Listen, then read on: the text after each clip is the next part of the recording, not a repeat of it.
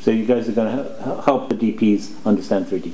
Oh, yeah, absolutely. Exactly. That's what we've always been doing for 12 years. Yeah. So yeah. Okay. These people who know their jobs and have been doing it for 10, 20, 30 years, they just need to absorb 3D as part of their new tool set in the same way that they absorbed HD, in the same way that the DPs went from black and white to color.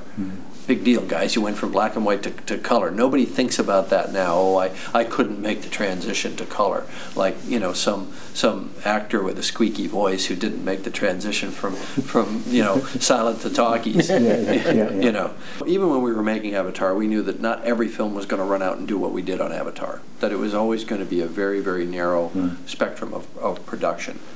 Tons of fun and create some unbelievable results. But of course, what did we find out? Is that the cinematographer was still indispensable, because it's still about lighting. Even if you're simulating reality, creating a pseudo-reality, but you want it to look real, you're still lighting.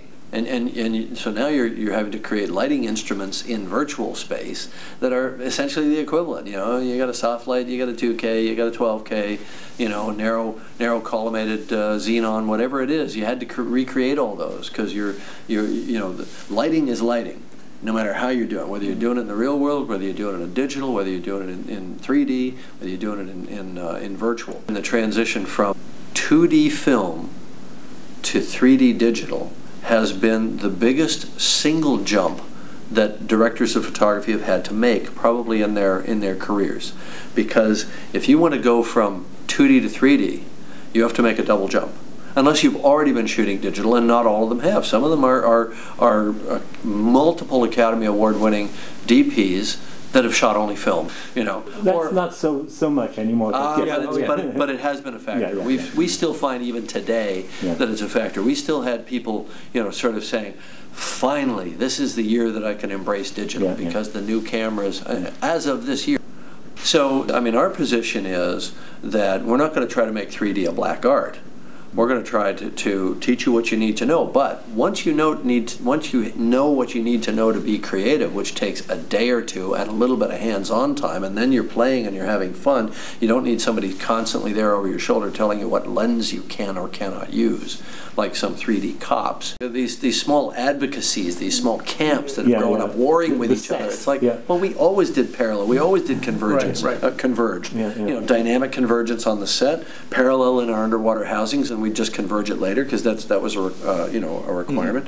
And you know, we can make recommendations, but there shouldn't be all these camps and all these wars. But it's really just people being afraid over the orthodoxy that they're making a mistake. I liken it to the first century of Christianity, where there were all these different groups and sects, and it all had to be brought together, you know, at the Council of Nicea. We haven't had the Council of Nicea yet. so we can do parallel and converge, and French converge, and American converge. Cool. You know, as far as we're concerned, there's no such thing. There's just good 3D. Yeah, good stereo. And we know exactly, you know, what that is and how it's done, and it's very, very, you know, easy and organic to do. Yeah. And if you like it, do more. If you don't, change it up. You lock in on these orthodoxies and this dogma, and you're doomed. Yeah. Are all movies going to become 3D in the future? Yes. Well, not all movies. Not all movies are in color. There's still one or two a year that squeak through that black and white.